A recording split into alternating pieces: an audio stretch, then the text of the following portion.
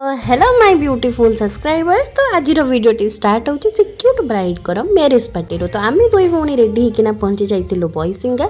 तो ब्लॉग करने चक्कर मो सहित जो गोटे दुर्घटना घटिला मुझे वीडियो करूँ से मौसा देहरे कुटी हो गली। बाकी मौसा किसी कही नथिले, बिल्कुल भी रागी नथिले।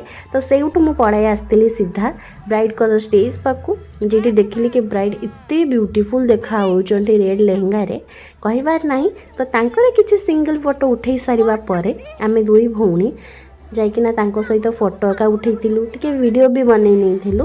तापरे सेठु आसीबा परे आमे सेठी जाइके आंटी, मेघा दीदी, तापरे लिजा दीदी माँ समस्तक सहित आमे फोटो उठेइथिलु। फोटो उठे सारिबा परे ही से छोट टेररिस्ट सहित देखाईगला जे केबे भी टाणी घुसारी उठला कि केमती चुटी टाणिबो, किंतु ता पाखरु बंची बुंचा कि आमे पळाई आस्तिलु टिके रील्स करबा पई कि रील्सटा मैंडेटरी ना झियो माननक पई ही। तो रील्स करके टिके खाई खुआ सारा परे जोटा कि सबुठु बेस्ट मोमेंट बाहाघर जो बर आसिकी पहुँचे सबुठु फनी टाइमटा सेटा ही थाए।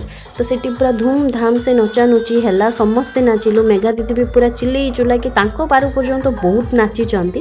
तो बाहाघर जानिथिबे झियो मानकर साइड रो धाकटा टिके अधिका थाए, माने जेतेबेले बर आसे स्पेशली शाड़ी मानकर। तो निजे सब नाची नचा सारिला परे लास्ट बर को भी उल्हे आनिकिना खाली पादरे पूरा नचा होता। आउ तांको कार रु ही तांको जता ही गायब कर दिया होता।